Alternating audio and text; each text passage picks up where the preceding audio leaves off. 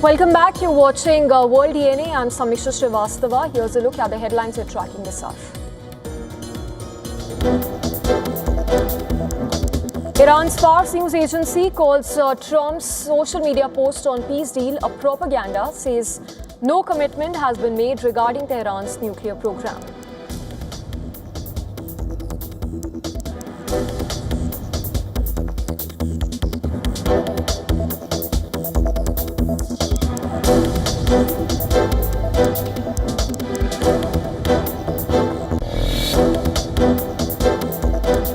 President Donald Trump says he held a separate phone call with Israeli Prime Minister Benjamin Netanyahu after talks with Gulf leaders as negotiations over a deal with Iran continue.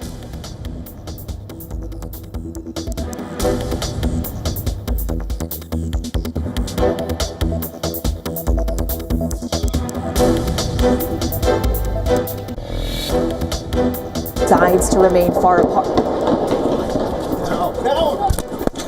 We have to evacuate shooting. We have to evacuate shooting. We have to evacuate shooting.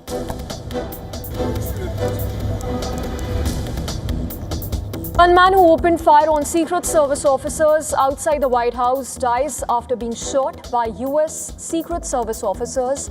Law enforcement close off area as they investigate the incident.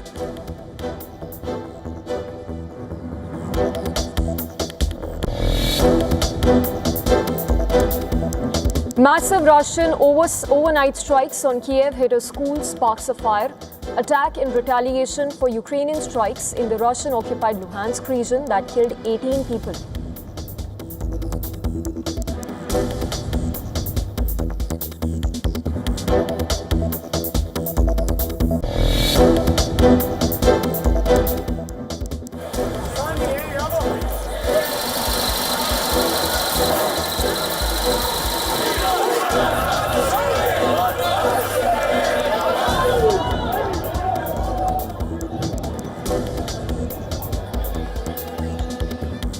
Violence breaks out in Belgrade after a large anti-government demonstration in the city centre. Riot police and tear gas deployed as protesters pelted objects at police, set fire to a dumpster.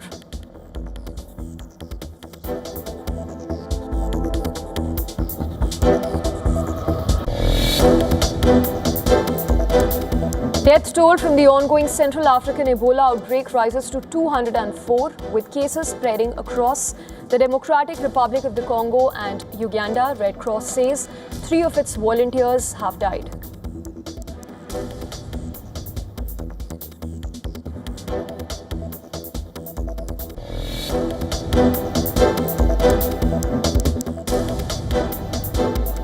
A key U.S. inflation gauge closely watched by the Federal Reserve is expected to rise further close to 4% as war-driven energy costs and tariffs push prices higher. Economists warn persistent inflation could delay interest rate cuts and even revive discussions of future hikes.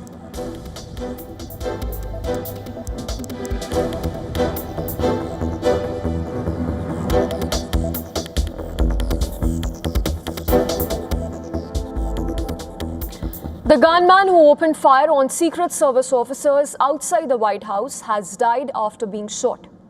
U.S. Secret Service, in a statement on social media, said that the person approached the checkpoint at the 17th Street and Pennsylvania Avenue near the White House, pulled a gun out of his bag and started shooting at officers.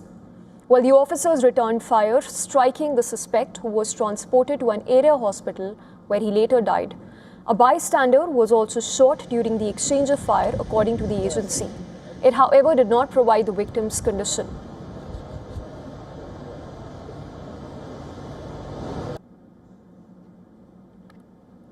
That President Trump has said a deal is close, only for the two sides to remain far apart. No.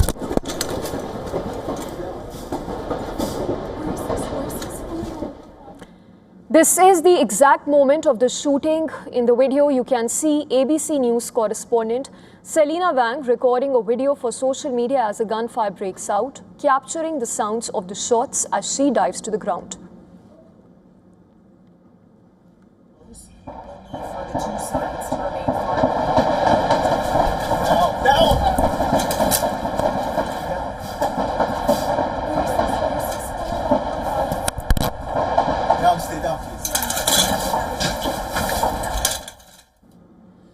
Journalists who were on the White House North Lawn at the time said that they were ordered to run and seek shelter in the press briefing room.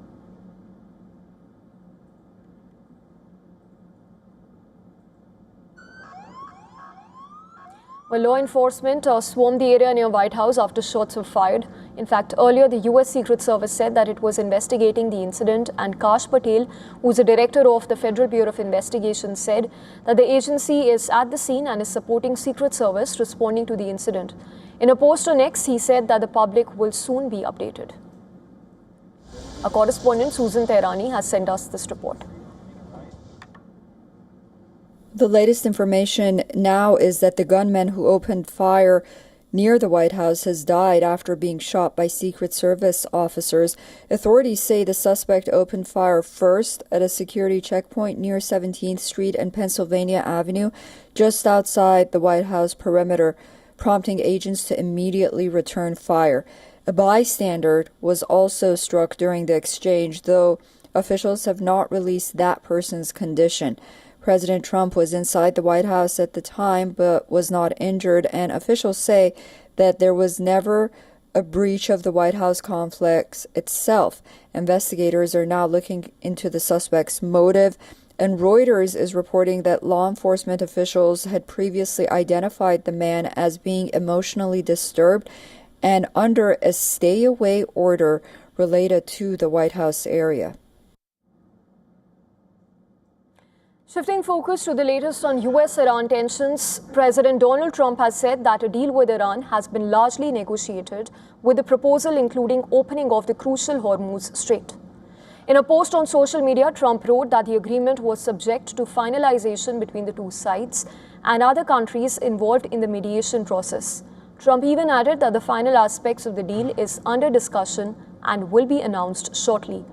According to Trump, leaders from several Gulf countries, including Saudi Arabia, UAE, Qatar, Egypt, Jordan, and Bahrain, joined a call to discuss the deal. Separately, Trump said that he also spoke with Israeli Prime Minister Benjamin Netanyahu. On the Iranian side, Foreign Ministry spokesperson said that Tehran is in the final stages of finalizing a memorandum of understanding with the US. Speaking to Iranian media, the Foreign Ministry spokesperson expressed hope that a final agreement could be concluded within 30 to 60 days' time. Our intention has been to draft a memorandum of understanding first, like a framework agreement containing 14 points. We want this to include the main issues required for ending the imposed war and other issues of essential importance to us. Then, over a reasonable time span, between 30 to 60 days, details are discussed and ultimately a final agreement is reached. We are at the stage of finalizing this memorandum of understanding. Further, the spokesperson said that Iran's nuclear program is not part of the current discussions.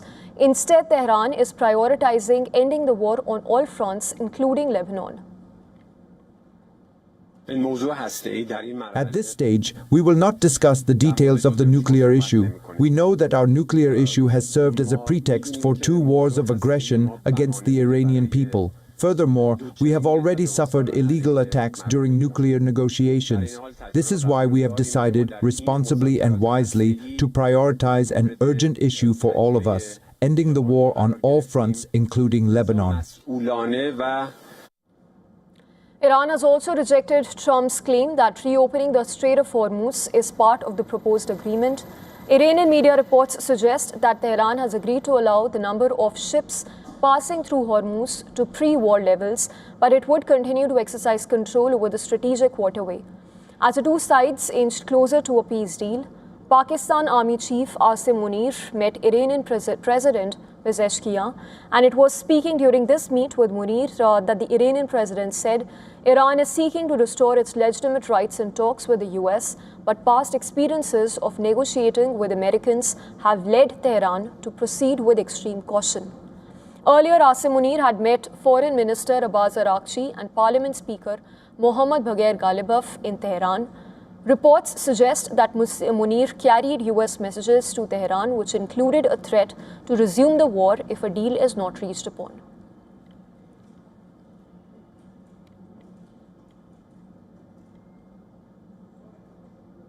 In the latest on the Russia-Ukraine war, Ukrainian authorities have reported mass ballistic missile attack on Kiev this morning, with eyewitnesses suggesting heavy explosions after Russia threatened retaliation for Ukrainian strikes in the east. A residential building located close to the government district shook from the explosions as dozens of people took shelter in an underground metro station in central Kiev. The head of Kiev city's military administration wrote on Telegram that at least 4 locations affected by the attack, with preliminary reports of fires and damage to residential buildings too. The attack comes as Ukrainian President Volodymyr Zelensky had warned that Russia was preparing to launch the Oreshnik ballistic missile in a bid to target Ukraine. Citing the intel received from the US and Europe, Zelensky said that there were clear signs of preparation for a combined strike on Ukrainian territory, including Oreshnik intermediate range missile. On the other hand, Ukraine has said that its drones struck Russia's Sheskharis oil terminal located in Krasnodar region. Authorities in the city of Novorossiysk said that falling drone debris sparked a fire at an oil terminal that injured 2 people. Russia's news outlet said that Ukrainian drones struck the oil terminal and depot, a terminus for Russian state-controlled pipeline company Transneft's main oil pipelines in the region. Meanwhile, the death toll from a Ukrainian strike on a college in Russian-controlled town in eastern Ukraine rose to 18. The strike, dubbed as one of the deadliest Ukrainian drone barrages in months, wounded 42 people in Starobilsk in Luhansk region, with some still trapped under the debris. Ukraine has denied targeting civilians, insisting that it had hit a Russian drone unit stationed in this area. But Russian President Vladimir Putin has ordered the army to prepare a decisive response. Amid the strikes and counter-strikes by the warring sides, Norwegian Prime Minister has admitted that a war is now a possibility as the country shifts to a total defense model in light of its proximity to Russia and the conflict in Ukraine. Norway's civil defense authorities are preparing about 18,600 shelters, enough to protect little less than 50% of the country's population. It is even upgrading the Cold War-era bunkers, as the idea is to build costly top-notch shelters and to provide basic protection against threats like drones.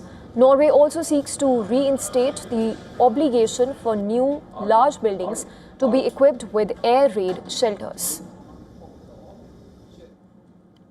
Around 75% of local authorities had emergency response councils last year when we issued the report. Now the figure is already 86%, so we expect to have that structure in place within the year. This year, which we have named the Year of Total Defence, we are working to ensure that all levels update their plans so that they include provisions for a wartime scenario, clarify roles and responsibilities, and then we will conduct exercises throughout the year. Now, hundreds rallied in central Taipei in support of government plans to boost defense spending, which comes after the opposition-controlled parliament approved only 2/3 of the $40 billion that was requested by Taiwanese President Lai Ching-te.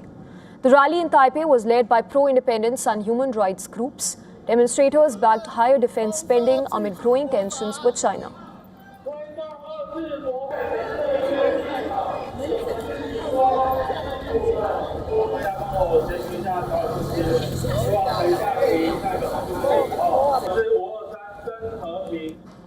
President Lai Ching-te for the additional defense budget called for the increased spending to strengthen Taiwan's military preparedness amid growing pressure from China, which claims Taiwan as its territory. The proposed spending included purchase of US-made weapons as well as domestically produced military equipment such as drones.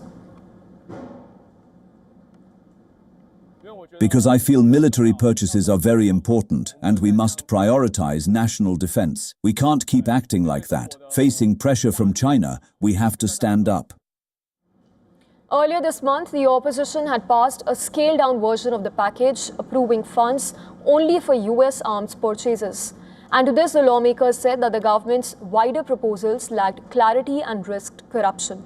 The government is now trying to get the rest of the money approved, which includes for its new T-Dome integrated air defense system, which is an indigenous multi-layered air and missile defense system aimed at protecting the island from Chinese fighter jets, drones, and even ballistic and cruise missile threats.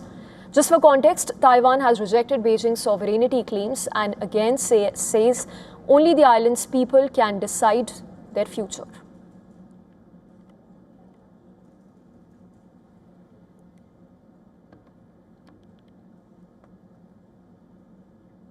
In a matter of increasing concern, the Ebola outbreak in Central Africa has been worsening, with the death toll in the Democratic Republic of Congo having crossed 200 mark. The World Health Organization has even declared the outbreak an international emergency, while neighboring Uganda has confirmed new infections. Health officials are warning that the virus could spread to several more African nations in days to come. Authorities in the Democratic Republic of Congo say that at least 204 people have died in latest Ebola outbreak. The Congolese Health Ministry says that nearly 870 suspected cases have now been recorded across 3 provinces. The World Health Organization has declared the outbreak of the highly contagious disease an international emergency. The Africa Centers for Disease Control and Prevention has warned at least 10 countries are now at risk of the virus spreading beyond Congo and Uganda. We have 2 countries affected, 10 countries high risk, you can see in the map, but all other countries, because they are not bordering the 2 countries that are affected, we are not calling them at risk for now, but depending on the way the outbreak is moving, we can reconsider this presentation. Officials say high cross-border movement and insecurity in the conflict-hit region are making containment difficult. Uganda has now confirmed 5 Ebola cases since the outbreak was detected earlier this month. 1 person has died there so far. The latest confirmed patients include a truck driver, a health worker exposed while treating an infected patient, and a woman from Congo who traveled across the border. Ebola spreads through direct contact with bodily fluids and can cause severe bleeding and organ failure. The current outbreak is centered in eastern Congo's violence-hit provinces of Ituri and South Kivu, where years of armed conflict have weakened health services. Meanwhile, the International Federation of Red Cross and Red Crescent Societies say that 3 of its volunteers in Congo have died after apparently contracting the virus during humanitarian work. Health experts say that the outbreak involves the rare Bundibugyo strain of Ebola, for which there are currently no approved vaccines or treatments. Congolese health minister says that authorities need full control of the region to stop the deadly virus from spreading further, and this as the cases are on the rise rapidly.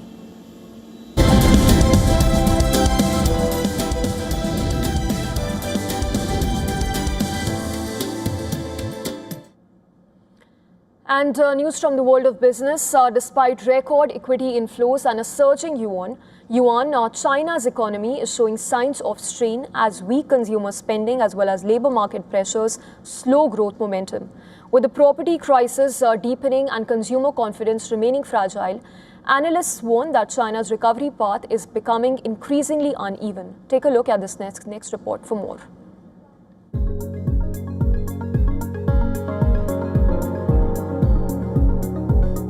China's economic recovery is showing fresh signs of weakness, with consumer spending slowing sharply in April. Retail sales rose just 0.2% year-on-year, the weakest pace since late 2022 and far below market expectation.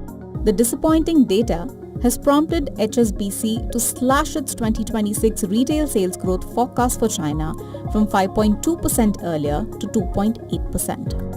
The country's broader economic indicators also weakened in April. Industrial output growth slowed to 4.1%, while fixed asset investment contracted 1.6% in the first 4 months of the year. Property investment plunged nearly 14%, highlighting continued stress in the housing sector, once a key driver of China's growth story. The slowdown in China's domestic demand comes even as exports remain resilient. Chinese exports surged more than 14% in April as overseas buyers accelerated orders amid fears of higher global costs linked to the Iran war. But economists say export strength alone is not enough to offset weakness at home. Analysts say youth unemployment remains elevated, while concerns over artificial intelligence replacing jobs are adding to uncertainty. The property downturn has also triggered job losses across construction and related industries. Meanwhile, China's home prices continue to decline in April, extending a years-long slump in the real estate market. Despite government support measures, economists say a broader recovery in housing will take time and likely require additional policy stimulus. Chinese officials say volatility in energy markets and supply chain disruptions linked to the Iran war are clouding the global recovery and adding uncertainty to domestic growth. Refinery output in China fell nearly 6% in April, while higher commodity prices pushed factory gate inflation to a 3-year high. From January to April, the national economy maintained a trend of steady progress and high-quality development advanced solidly. However, it should also be noted that the external environment remains complex and volatile. Domestic demand remains relatively weak, some enterprises face operating difficulties, and the foundation for stable and positive economic growth still needs to be consolidated. For now, however, economists expect Beijing to remain cautious on fresh stimulus measures until there are clearer signs of deeper economic deterioration. After posting 5% GDP growth in the first quarter, China's weak April data is raising concerns that momentum in the world's second-largest economy may be fading again. Business Bureau, WION, World is One.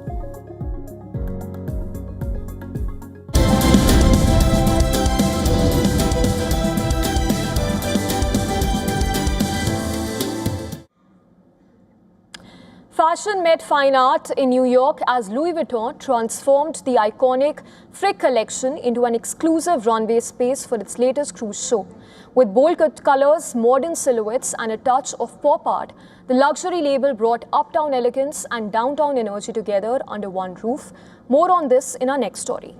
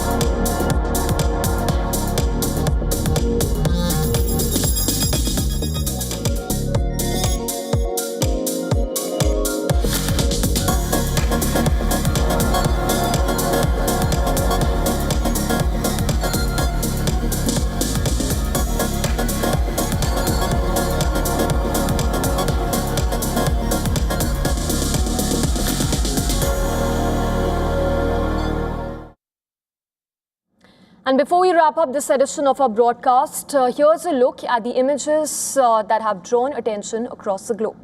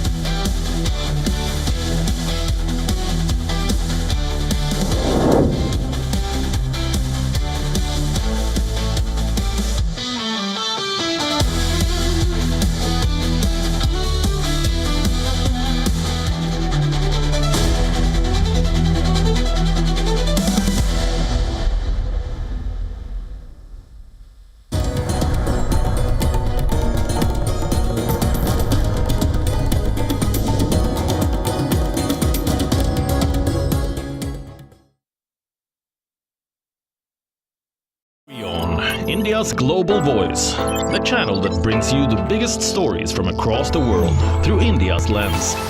Now available in more than 190 countries worldwide. because we believe that the world is one.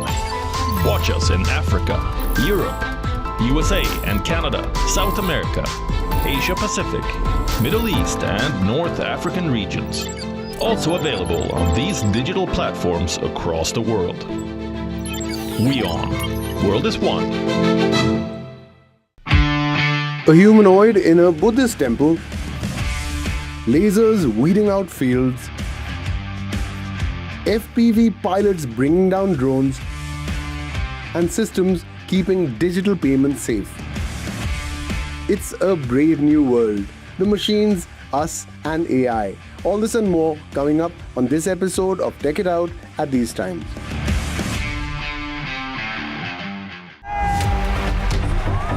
Campaigns, elections, alliances, controversies, and power play.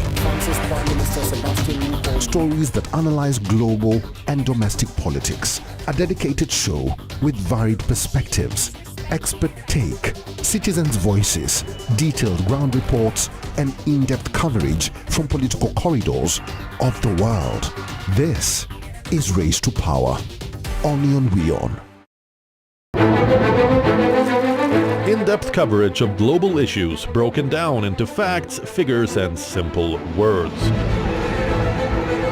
Backed with analysis from field experts who truly matter, because we believe in decoding the real picture for you. So you get a much wider and deeper understanding of stories from around the world, a 360-degree analysis. An award-winning documentary series, week after week creating the maximum impact.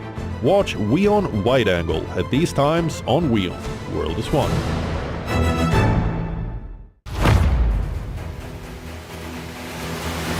Get the latest updates. Destroy their breaking news. And raise their...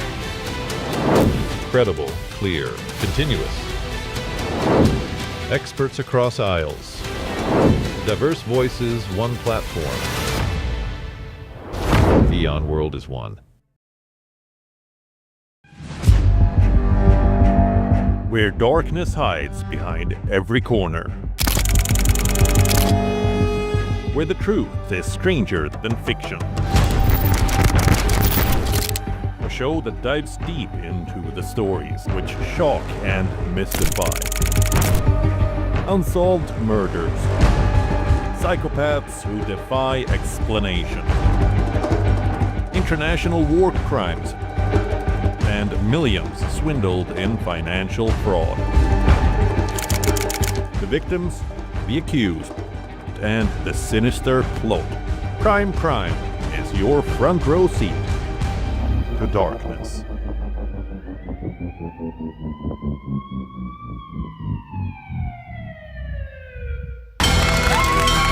From the bustling trading floors of Wall Street to the vibrant exchanges of Asian stock markets, WION breaks it down for you to make sense of what's happening, as we reveal the key factors behind events, strategic battles, and the game-changing business decisions that shape the world. We bring you all of this and more on World Business Watch.